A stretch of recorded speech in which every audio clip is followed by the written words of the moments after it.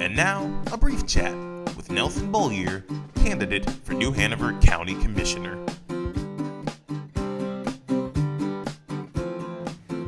Hello again, New Hanover.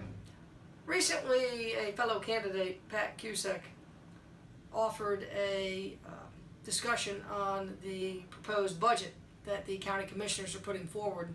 There were some comments in there and some proposals made that I felt very strongly deserved a rebuttal.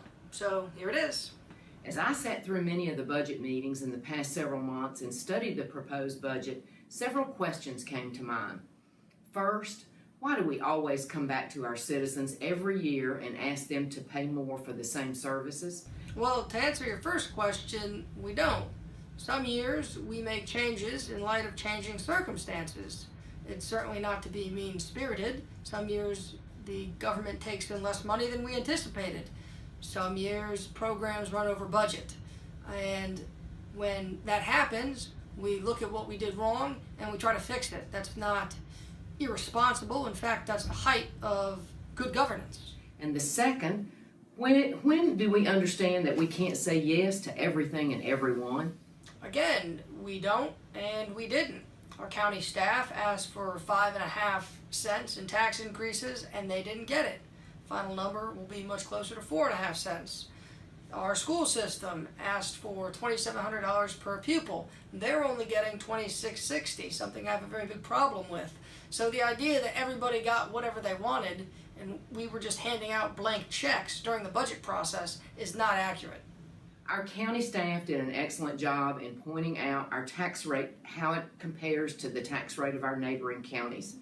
When I look at the chart provided, we are clearly in the middle of the pack. But that's not the point.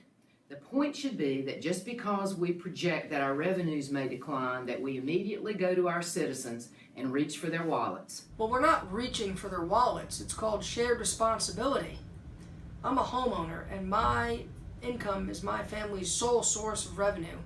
These taxes are going to impact me as much as anybody sitting on that board.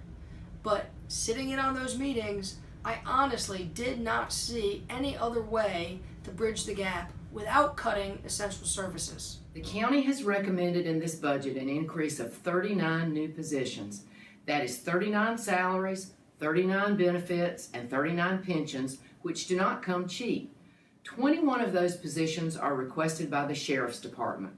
Most of those may be necessary. The other 18 positions should be eliminated. That alone would save over $1 million, not just for 1 year, but ongoing. Instead of adding positions, let's work harder and smarter with our existing people to get the job done. You seem to be implying that the staff that we have currently aren't already working hard and smart. And cutting 18 jobs sounds great in theory, but it ignores the fact that we are preparing for incredible growth over the next 25 years. And those positions that are necessary today are going to be critical 5 or 10 years from now. Also, you mentioned $1 million figure in savings, which is, again, that's not insubstantial, but in the face of a $16.5 million tax increase, that hardly seems worth making our current employees work longer hours for the same pay. There's also nearly $1 million in this budget allocated to special interest funding requests. Yes, there are things that we need to support, but again, we cannot say yes to everything and everyone. You cite special interests, but you failed to mention which ones you're talking about. And you were deliberately vague when you say, we can't say yes to everything.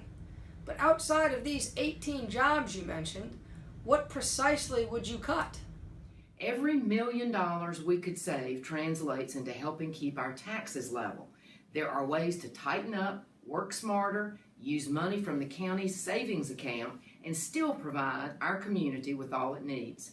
Individual citizens and small businesses have to work within their means to make household budgets and their business payroll.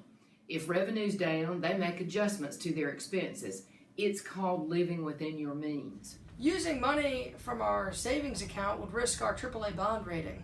We are one of only 80 counties in the United States with such a rating. It allows us to save money on our bonds. And to borrow your analogy, dipping into the savings account is not the way financially responsible families behave. Part of governing is making tough choices, and sometimes those choices are not popular with 100% of the people. But I would challenge our staff and county commissioners to sharpen their pencils and help the county keep our schools in great shape, help the sheriff keep us safe, and do it without increasing taxes on our citizens. I would love to be able to do all of those things and keep taxes right where they are.